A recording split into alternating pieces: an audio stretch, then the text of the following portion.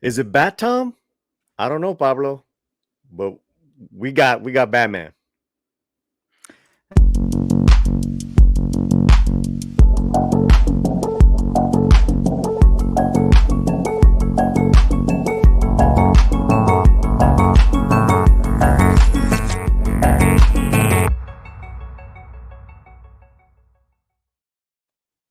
¿Qué tal, mi gente? Aquí estamos con Pablo. Y vamos a hablar de chispitas. ¿Cómo está? Hey, bastante bien. Un domingo tranquilo en Ecuador, lo cual no había pasado en mucho tiempo, así que algo malo va a pasar. Y cosita, ¿tienes chicles, no? ¿De México? Oh, sí. Mi tía se fue a conocer a su nuevo nieto. Tengo familia en México y me trajo una funda de... Esta funda era mucho más grande, era como del doble de tamaño. Lo lamento, las cosas desaparecen. Wow. Esto Disfruta. estoy guardando para después. Ahora tenemos el trailer, escena de Batman, the funeral scene, pero tenemos, we have some special guests, Pablo. ¿Conoce a Mickey Rooney? Hola, señor. Muy buenas, ¿cómo estamos? Aquí. Pero we have a very special friend who is going to hang out with us and react to this. Tenemos Kamran Pasha. Hola, Kamran. Hola y salam, my friends. How are you all? Hermano. So yeah, I just, hey, we're gonna do something from Midnight Edge Español, Pablo. Yes. Let me invite Kamran. Por supuesto. It's an honor and delight, and both your channel, Latino Slant, and the work you do at Midnight's Edge, both are incredible, and I think are really advancing the sophistication of the material that's being presented on YouTube. So thank you for all you do. Órale. Wow. Well, then we better get to it. Pablo, tenemos este video. Hay un funeral en una película de Batman que no sea los padres de Bruce Wayne. Qué raro. Muy raro. That's weird. Yeah, it's like normally every time we have a funeral is Bruce Wayne's parents or Bruce Wayne's something, so... La misma canción. So Diego Flores is joining us. ¿Qué tal, compadre? Literally trying to fly over here, basically. I know you're the one who organized the time, so it's like, okay, well, at least you made it. Yeah, unfortunately, there was a little mishap on the highway, so. Para ser peruano, se te pegó la ecuatoriana. I hear the roads in Peru are lots of fun to drive on. Oh yeah. Well, let's catch your breath. Let's watch this video. Let's watch this scene, and then we'll go around and get some thoughts.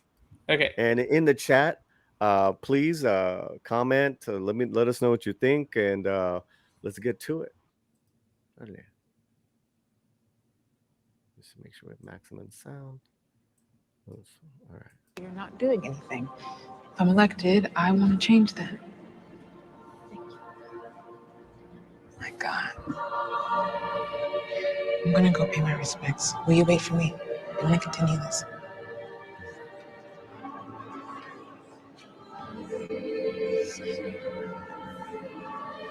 I'm sorry. Excuse me, Chief. Can I talk to you? Gil Colson is missing. What? He hasn't been heard from since last night. Christ, not again. Hey, Mr. Wayne. You got people looking for him, Jim? Sent a couple guys to his house. Nothing. What does Wedge say? She hadn't heard from him.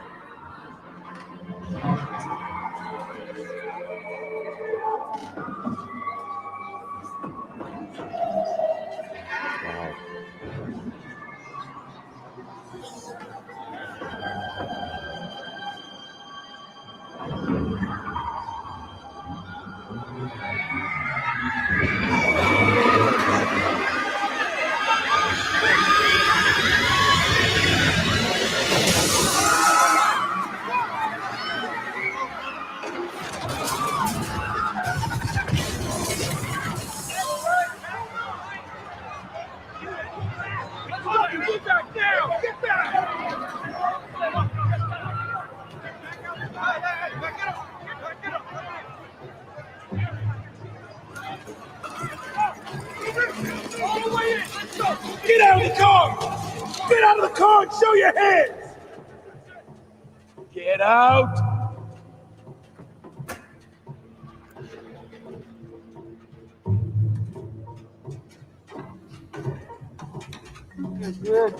Get him up! Get out, show him!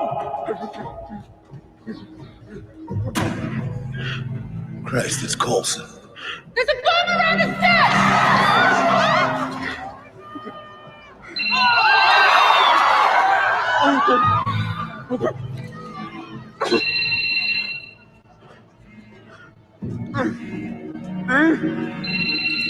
Let's clear this place out now!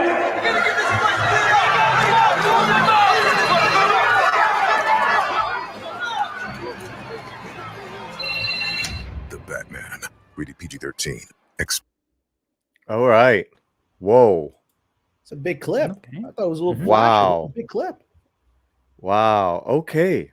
All right. Well, let's get our guest Kamran's first impressions. Storytelling, as a storyteller, as a writer that you are. Well, first, I mean, Robert Pattinson is a very good actor, and I know people have been very iffy in the fandom about him because they just know him from Twilight, but he is a very good actor, and I think we see a lot of his range right here. I think his connection with that little boy, we don't have to hit it over the head. Yeah, he lost his parents. That's the only thing that's on his head, right? I mean, Bruce Wayne is a deeply, deeply screwed up guy, and you have this moment of connection with this kid, and he saves that kid.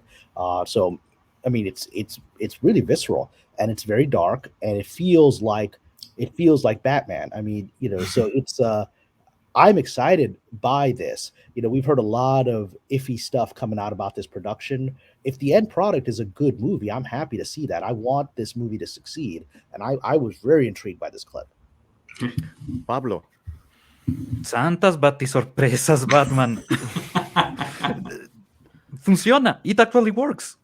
I don't know how, but the atmosphere is good. The way they are handling the scenography, the extras were behaving like you should, because a lot of extras normally just stand there. No, everybody was running, everybody was screaming. It felt like a dense situation. So, santas batisorpresas. Parece que lo lograron en una escena. Les falta toda una película. Ahí vamos a ver. Mickey. Vale, sí.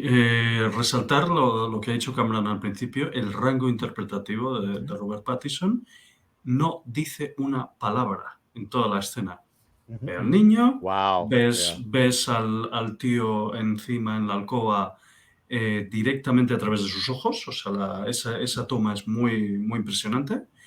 Y luego, un poquito de suspension of disbelief, en plan, policía, hola, acaba de entrar un coche, saca a la gente y luego, si acaso, disparas. Pero first evacuate everybody. and then so there's a bit of suspension of disbelief there. But apart from that, yes, the scene is intense, the scene is good, and I'm overall liking, yeah. Diego. Ok, solo diré esto. Como dijo Pablo, me vendió. O sea, al menos para decir, ok, creo que voy a darle una oportunidad. Porque Mickey recuerda también esa vez que estuvimos hablando de Batman, del último tráiler, y que no nos vendió para nada, más nos vendió el japonés. No el tráiler. Sí, no el tráiler, digamos, propiamente dicho. Y este ya está más en línea con el japonés. Como en la tonalidad se siente Batman. Voy a decirle también en inglés aquí. It feels like Batman, not like the first trailer. Right. Like the first trailers, they weren't Batman unless you saw the Japanese version. So I'm a bit more open to the idea to give Pattinson the shot to make me believe, is he Bruce Wayne or not? For me, this scene really unsettled me. In a good way, right? Like cinematically, that moment between the first kind of motion, like sounds and disturbances out in the front, to when the car actually comes in, that's how it happens. Like, when if you ever encounter an accident or see something down the street, it's very unnerving. And I was like, oh man, that was done very well. And you're right, Mickey. He doesn't say a word. Yeah. Doesn't say Fantastic. Yeah. And Fantastic. but the acting is so good that we didn't actually realize until Mickey said it. I didn't realize the guy never said one word the whole. I didn't realize that. Right. Because he's acting. I mean, everything you need to know is on his face and his body and his eyes. Right. I mean, are you almost? And if we can, contesta en español, por favor. Are you almost, Pablo, forgetting that he was Sparkly Boy? Es difícil. Because this is an important question for us, right? It's not really important, but you know what I mean. Ok, es bastante difícil. ¿Por qué? Porque toda su imagen durante los últimos 15 años ha sido básicamente esa. Él es el niño chispitas. No es nada más que eso. Y ahora está teniendo otros papeles. Lo he visto en películas que son indie y en películas indie hace un muy buen trabajo. Lo que no sé es hasta qué rango le van a permitir los estudios trabajar, porque muchos de los estudios te niegan cosas como ser muy masculino o ser demasiado heroico, porque ahora está prohibido ser un héroe. Está prohibido ser un hombre en muchas de las situaciones. Entonces, no sé cómo va a ser su interacción con Catwoman, si es que Catwoman va a estar sobre él, que con esa Catwoman yo también esperaría que ella esté sobre mí, pero pasando completamente a otro tema. Cat in the Bat. Why don't we see it again, and we'll just stop and go a little bit, and then if anyone wants to, stop there, Paul, please. Does that sound good, guys? Mm-hmm. Yeah. Yep. All right.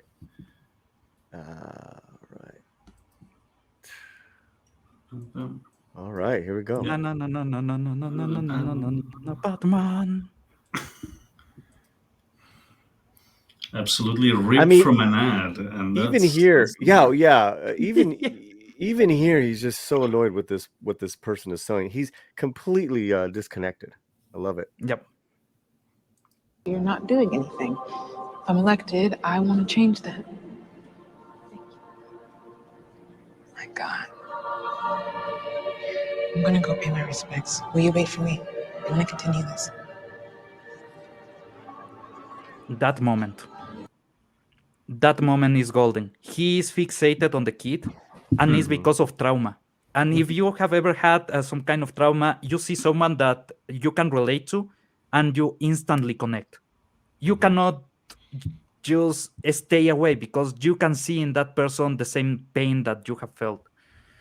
Es exactamente lo que uno esperaría si es que está viendo a una persona que ha pasado por demasiados traumas, demasiado dolor, la manera en la que tú ves a alguien y automáticamente lo reconoces, automáticamente sabes que tienes que hablar con esa persona.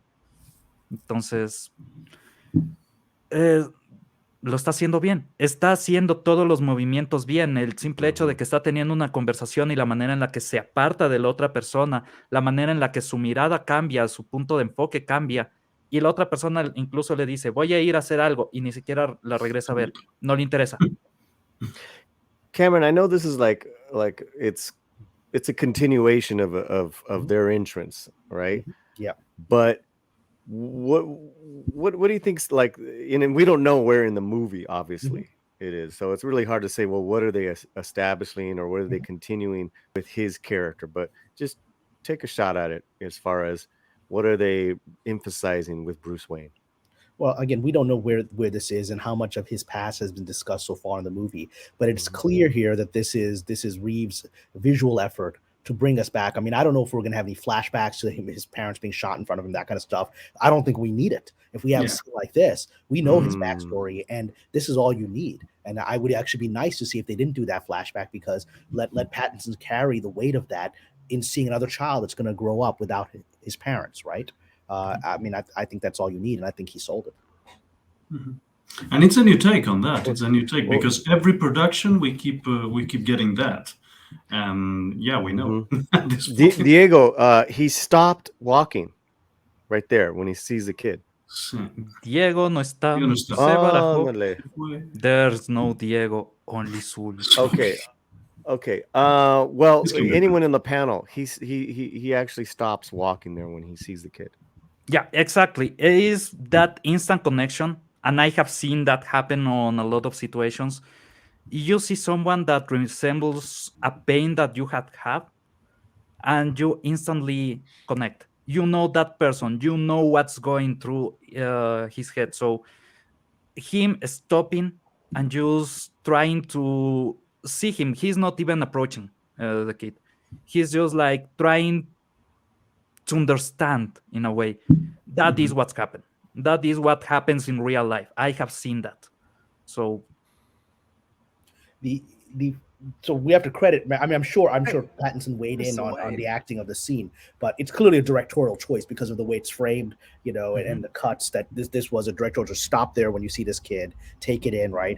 And then when he turns away, when Bruce Wayne turns away, I got the sense of he's thinking, is this kid gonna grow up as screwed up as me? I mean, the full weight of how badly damaged he was since the funeral, since the incident, is hitting him on his face. He's like, I'm out of my mind. Will this happen to this kid?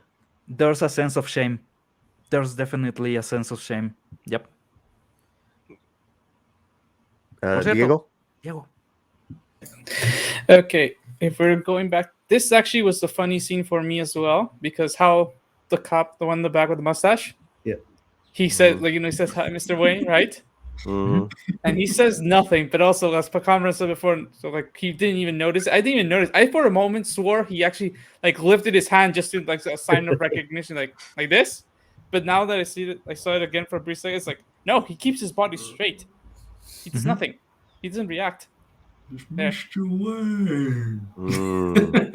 you need to play it on slow mo. He's disconnected. He's so disconnected. Because, so what is this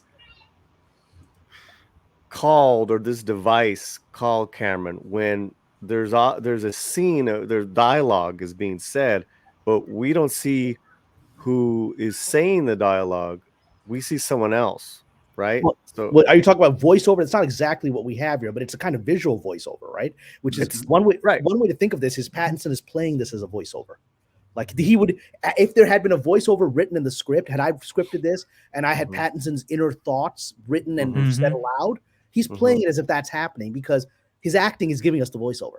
Yeah, he's at the same time waiting for the narration over what he's doing. Yeah. What does Raj say? She hadn't heard from him. So there's the first screams right there. He estado en situaciones así.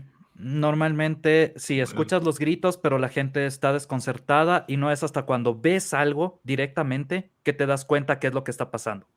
En choques de carro, en peleas entre pandillas, en toda situación donde te puedas imaginar, donde de repente empiezan a sonar trancazos o empieza a haber gente muerta, todos están en pánico, pero nadie se mueve.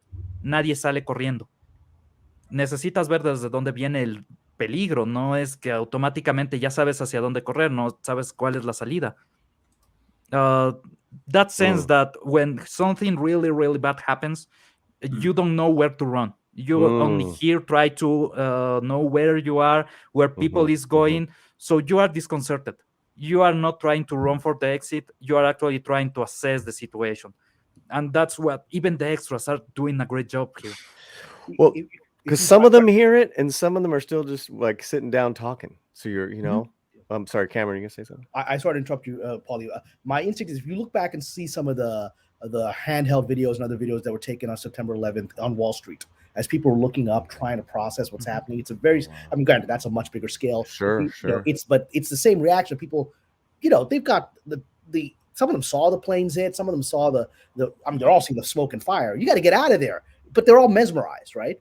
The smart thing is just run. Nobody's running. And here, you're hearing screams, something's wrong, you should be running, and yet you're frozen to the spot because your brain doesn't know how to process what's happening. Wow.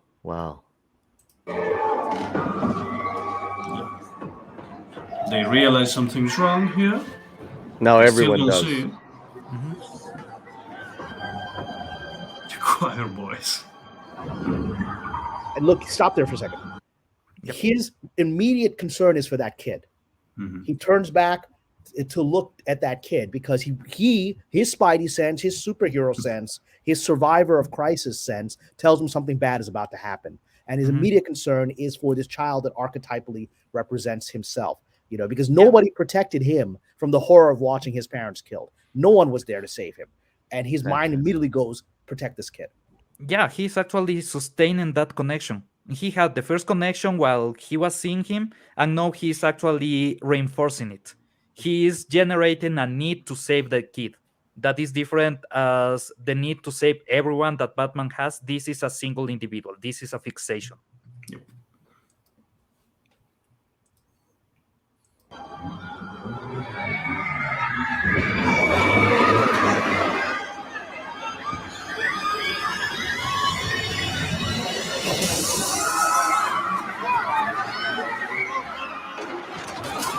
Let's stop there now. So, we often talk about how police officers and emergency service workers, their instinct is to overcome the human instinct. The human instinct in this situation is to run, and their instinct is to run into the danger, right? And if anyone was watching this, they should be saying that's Batman. Because nobody else, even the cops, ain't running into the situation, right? Yeah. He's running into the situation. But also, there's a change of the trajectory of the car. So he will, at that point, the kid is no longer in danger. Yeah, but he doesn't know that. He doesn't know that. It doesn't matter. It doesn't matter to him. He's no longer assessing things rationally. Also, I was going to say, the fact that, remember we were talking about his sense, right? How he knew that somebody was watching him, and most likely is the perpetrator. That he, before he kept looking there, he saw the guy. And then he was trying to think, okay, what's happening? Sound come from there. A guy who's not running in panic is Eres sospechoso. Protect the kid. Protect the kid. Taking the level of his obsession maybe even more to make it defined and showing the fact that, because it's already been revealed in the trailers before that, he knows who Batman is. Yep. And so trying to play with that idea of, if he knows who he is and he understands the psychology of the riddle, he's trying to use it, his understanding to trigger things. So maybe part of his game is show the world who is Batman. That's really perceptive, Diego, because that's what my mind instantly went to. If I was watching this, I was like, there's only one. This rich playboy we've seen in the trailer is accused of not caring for anyone. He's not a philanthropist like his parents were. He's a self-absorbed dude, right? If I saw that, I'd be like, that guy's not what he appears to be. Yeah.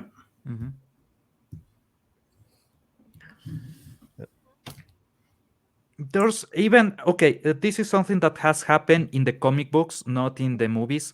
You have a character called Ra's al Ghul that is basically an immortal. He goes into the Lazarus pit and gets rejuvenated and everything. And his constant fight with Batman is because he wants Batman to succeed him. But to do that, Batman needs to stop caring about the lower people, as Ra's al Ghul sees it. You need to stop caring about the lambs if you are going to be a wolf. So that way of Batman of just caring about normal everyday people over himself is what differentiates him from the justice that Ra's al Ghul sees and the justice that Batman sees, that is for everyone, not just for a selected group. And you are seeing that. You are seeing Batman saving a commoner in a situation where he should be a higher up. He should be the rich boy. And now the cops come, right?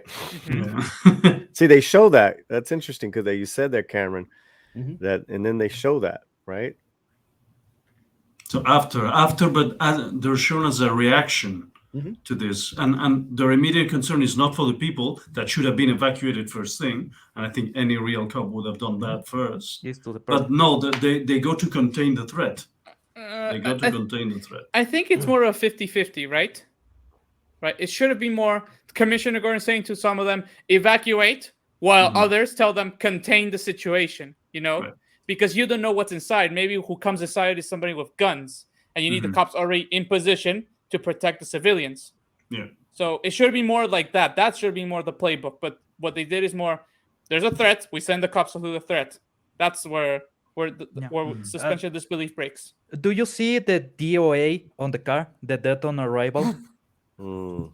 I saw there was graffiti. I couldn't read it properly. DOA. Yeah. Death on arrival. Also, too, I mean, I'm sure we'll find out who the actual person that passed away, because there's a photo there that doesn't get hit. No, I think it's the guy that we're mentioning at the beginning. This guy's been disappeared from. No, that's the guy that yesterday. comes out in the from the car. Yep. Okay, that's the one. Oh, this is him? Yeah, No, because said, oh my the god, guy it's that Coulson. was disappeared, the cops were talking about. There's That's a police the guy that officer right comes there. out from the car. Ah, okay. That's not the guy. That's not the guy who they're having the funeral for. Yeah, No, wait. no, it's too The early. moment, the one in the front of the cops, he's gonna react to when he comes out, and he says, "Oh my god, it's Coulson," something like that. Coulson. Get him up! Get out! Show him! Christ, it's Coulson. There's a bomb around the set!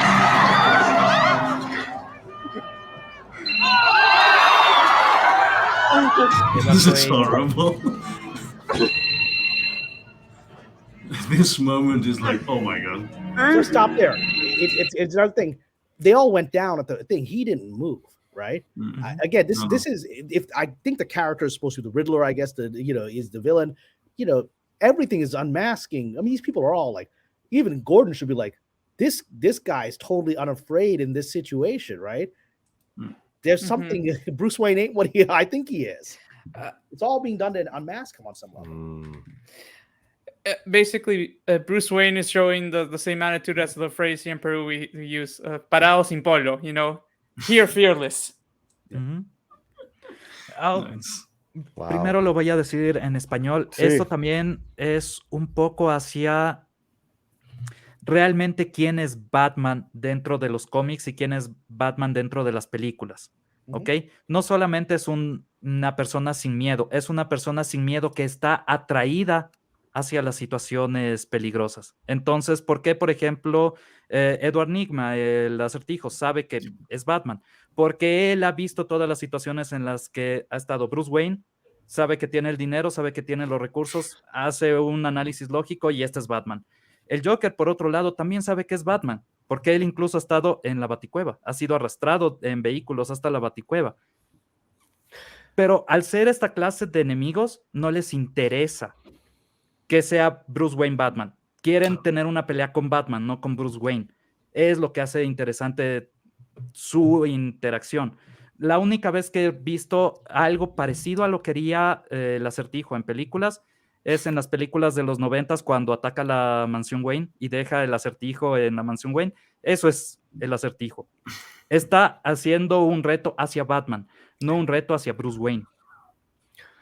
I was talking about how some of the characters like the Joker or the Riddler know who Batman is, know that Bruce Wayne and Batman are one and the same, but they are not against Bruce Wayne. They are against Batman. So the only time that I have seen something really the Riddler in the movies is in the 90s movies when he attacks the Bruce Manor, and he actually left a present not for Bruce Wayne, but for Batman, because that's the enemy. They are not fixated on Bruce Wayne. Bruce Wayne is important.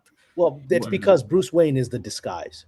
Batman is the character. Yeah, they know Bruce Wayne is just the image he's creating, right? That he's that guy, right? And so let's get to it. Yeah. So really fast, gracias a gente en el chat. Comment, please. We're gonna go around. Final thoughts. Also, knowing now the runtime of this movie, I think is going to be around 3 hours. Wow. Just this little snippet, though. Are you encouraged? Discouraged? Just give us your final thoughts. Let's start with Diego. Ok, como han visto todos, me he persinado porque 3 horas. Y que, así, seré honesto, me ha llamado la atención, sí, voy a verla, ok. Justo voy a mostrarle a mi enamorada porque ella es fan de Marvel, pero Pasha un poco DC, pero siento, vamos a verla, ¿no? Pero 3 horas. Eso es un compromiso. Pero si lo vende, voy a no solo verla una vez, sino al menos 2 veces. Así lo pongo. Mickey. A nivel Señor de los Anillos, 3 horas es un poco mucho, pero bueno, se estudiaremos. Partía de muy poco, porque el tráiler no me había impresionado particularmente, tal. Esto sí que me da ganas de ver la película. Ahora, vamos a ver si nos dicen más cosas, si se filtra algo, si Freaky Doctor dice spoilers, que es su especialidad, y este es un mensaje para él, pues ya veremos. Pero I like it so far. Let's get working on this. But I'm seeing it in a much more positive light. Pablo, Geektripology. Denme una razón para gastar mi dinero. Spider-Man me dio una razón para gastar mi dinero. Sigo gastando mi dinero en Spider-Man. Denme una razón para hacerlo con Batman, que es otro de mis superhéroes favoritos. Entonces, es así de fácil. Hasta ahora no me han dado una buena razón. Esta es la primera vez que realmente opino. Voy a ir a comprar la primera entrada. Quiero que sea segunda, tercera, cuarta entrada. Quiero gastar mi dinero en algo que disfruto. And our special guest, Kamran Pasha, thank you for being here. Your final thoughts on this? Well, again, gracias, hermanos, for letting me be on your channel and joining this, this moment. And I had not seen this video, so I'm very grateful to be able to participate in this. I'm very, very hopeful and even a little bit excited because this is a lengthy scene which reveals a level of very sophisticated directing and acting. Yes, we've all heard dramas and stories about what happened on this thing. There were dramas around Rogue One and ended up being a good movie. And so I would like to believe that whatever the chaos behind this project was, the end result will be worth the 3 hours. And I'm going to go see this movie. I'm actually now kind of a little bit Jones to see this movie because I see sophistication here in this scene. Well, Diego, we're going to wrap it up. I'm going to tell people where we're at and all that good stuff. But again, muchísimas gracias, Kamran Pasha. You're amazing. Follow him. We'll put the link in the video description.